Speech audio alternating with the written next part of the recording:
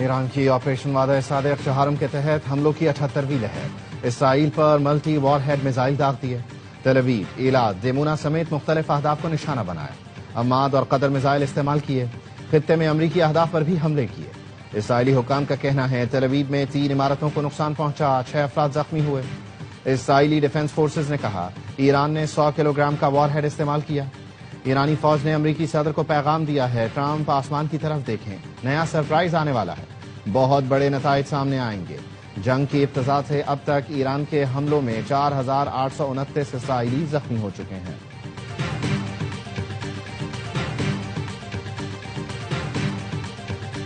امریکہ ایران مذاکرات، پاکستان میزبانی کے لیے تیار۔ ترک نیوز ایجنسی نے پاکستانی وزارت خارجہ کے ذرائع کے حوالے سے بتایا امریکی وفد ممکنہ مذاکرات کے لیے 1 یا 2 دن میں پاکستان پہنچ رہا ہے۔ الجزیرہ کا کہنا ہے امکان ہے مذاکراتی ٹیم نائب صدر جے ڈی وینس کی قیادت میں آئے، اسٹیو وٹکاف اور جیرڈ کشنر بھی شامل ہوں گے۔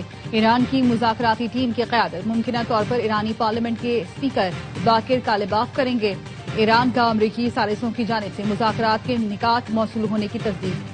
سی بی ایس نیوز کے مطابق ایرانی وزارت خارجہ کے سینئر اہلکار نے بتایا امریکی نکات کا جائزہ لیا جا رہا ہے۔ ترجمان دفتر خارجہ طاہر حسین اندرابی کا کہنا ہے پاکستان امریکہ اور ایران کے درمیان مذاکرات کی میزبانی کے لیے تیار ہے تاکہ تنازع کا سفارتی حل تلاش کیا جا سکے۔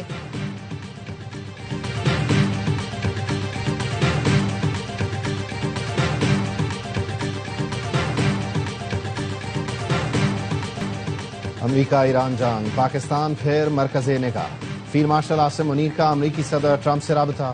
برطانوی جریدے فائنینشل ٹائمز کے مطابق اتوار کو فیلڈ مارشل نے صدر ٹرمپ سے بات کی۔ وزیر اعظم شہباز شریف نے پیر کو ایرانی صدر پزشکیان سے رابطہ کیا۔ امریکہ نے 5 دن کے لیے حملے روک دیے، سفارتی کوششوں کی راہ ہموار۔ اسلام آباد میں امریکہ اور ایران کے درمیان براہ راست مذاکرات کی تجویز۔ پاکستان، ترکی اور مصر کے درمیان سفارتی رابطے تیز۔ تینوں ملکوں کے وزرائے خارجہ کی امریکی اور ایرانی نمائندوں سے بات چیت۔ برطانوی جریدے نے پاکستان کی سفارتی سرگرمیاں خطے میں اہم پیش رفت قرار دے دی۔ واشنگٹن اور تہران دونوں تک حاصل رسائی سے پاکستان کی سفارتی اہمیت بڑھ گئی۔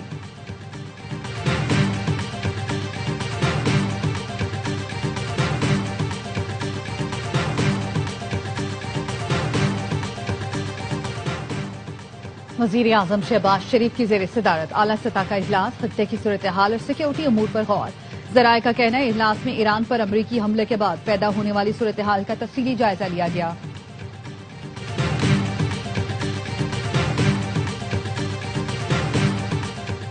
جنگ کے نقصانات کے ازالے اور معاشی پابندیاں ہٹنے تک جنگ جاری رہے گی۔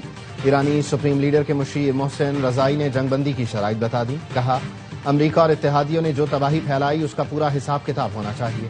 امریکہ کو ضمانت دینا ہوگی کہ وہ ایران کے معاملات میں مداخلت نہیں کرے گا۔ اگر امریکہ نے ایران کے توانائی انفراسٹرکچر کو حملہ کر کے نشانہ بنایا تو واشنگٹن خود خطرے میں پڑ سکتا ہے۔ قطری وزارت خارجہ کا کہنا ہے جنگ کے خاتمے کا واحد راستہ سفارتکاری ہے۔ فریقین جتنی جلدی مذاکرات کی میز پر آئیں گے خطے کے لیے بہتر ہوگا۔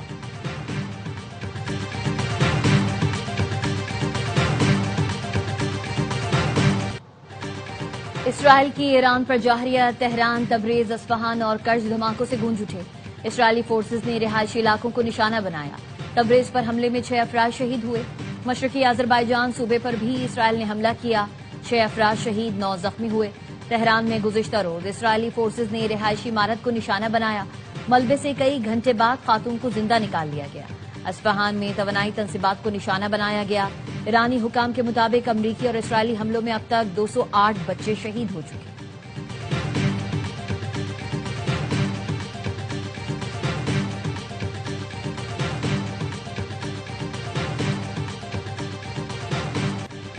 اسرائیل نے لبنان پر بھی حملے تیز کر دیے۔ جنوبی بیروت میں حملوں میں 2 افراد شہید، متعدد زخمی ہوئے۔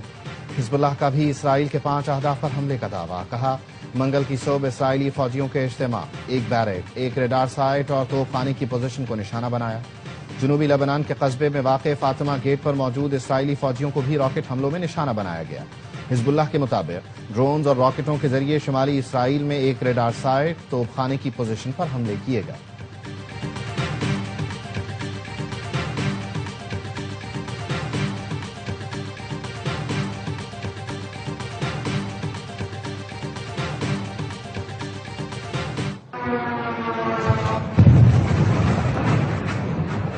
Baba John.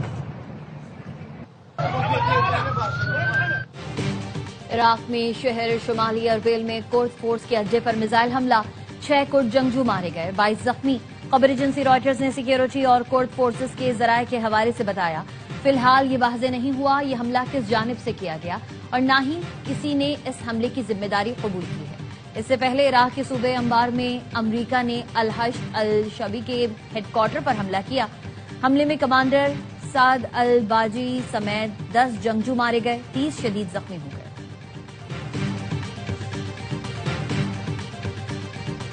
سعودی عرب نے ملک کے مشرقی حصے میں 20 سے زیادہ ڈرونز کو تباہ کر دیا۔ کویت نے ڈرون اور میزائل حملوں کا جواب دیا۔ بحرین میں الارم سائرن کو فعال کر دیا گیا۔ ایرانی حملے کے بعد امارت میں لگی آگ پر قابو پا لیا گیا۔ بحرینی وزارت داخلہ کا کہنا ہے سول ڈیفنس نے ایک کمپنی میں لگی آگ بجھا دی ہے۔ اس سے پہلے میزائل حملے کے خدشے پر سائرن بھی بجائے گئے تھے۔ اسرائیل سازش کے تحت امریکہ کو جنگ میں گھسیٹ لایا۔ دشمن چاہتا ہے ایران اور سعودی عرب کے درمیان تصادم ہو۔ پاکستان گریٹر اسرائیل کا خواب کبھی پورا نہیں ہونے دے گا۔ چیئرمین پاکستان علماء کونسل طاہر محمود اشرفی کا استحکام پاکستان کنونشن سے خطاب، کہا علماء امن و اعتدال کے داعی ہیں، مل کر پاکستان دشمن عناصر کے عزائم ناکام بنائیں گے۔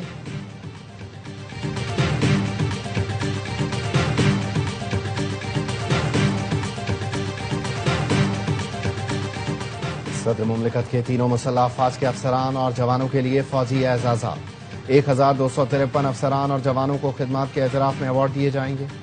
ISPR کے مطابق 11 افسران اور جوانوں کے لیے ستارہ بصالت، 475 کے لیے تمغہ بصالت کا اعلان کیا گیا ہے۔ 23 افسران کو ہلال امتیاز، 100 کو ستارہ امتیاز ملٹری، 136 کو تمغہ امتیاز ملٹری، 130 کو امتیازی اسناد اور 378 کو آرمی چیف تہنیتی سند دی جائے گی۔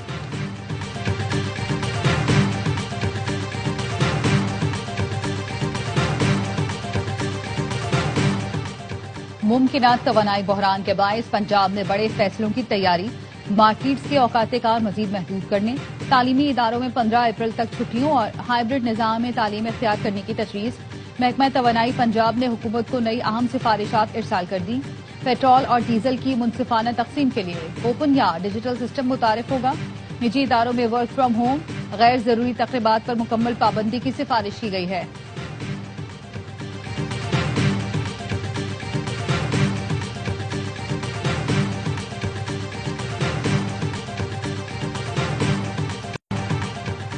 امریکہ ایران جنگ کے اثرات، سندھ حکومت نے بھی اسمارٹ لاک ڈاؤن کا اشارہ دے دیا۔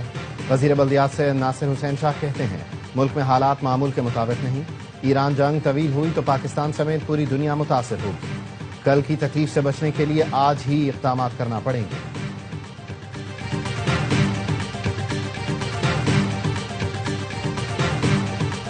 کراچی ملیر ہالٹ سے سعود آباد جانے والی سڑک تعمیر کے 2 ہفتے بعد ہی ٹوٹنے لگی۔ نئی سڑک میں گہرا شگاف پڑنے سے مکینوں کو مشکلات۔ ماڈل کالونی کے لیاقت علی خان روڈ پر بارش کے باعث گڑھے پڑ گئے۔ شہری کہتے ہیں بھوسے سے سڑک بنا رہے ہیں یا مٹی ڈال کر سرکاری فنڈز کا درست استعمال کیا جائے۔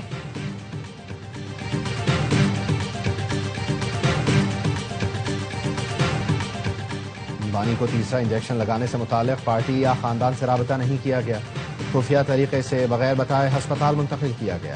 PTI رہنما سلمان اکرم راجہ کہتے ہیں سہیل آفریدی نے بانی PTI کی رہائی کی تحریک کا اعلان کیا ہے، جس کا مقصد یہ نہیں کہ ہم کسی مخصوص چوک کی طرف آئیں گے، بلکہ ہماری تحریک پورے ملک کی تحریک ہے۔ علیمہ خانم کا کہنا ہے بانی PTI قید تنہائی میں ہیں، اس وقت کوئی مذاکرات، کوئی بات چیت نہیں ہو رہی اور نہ ہی کوئی ڈیل ہو رہی ہے۔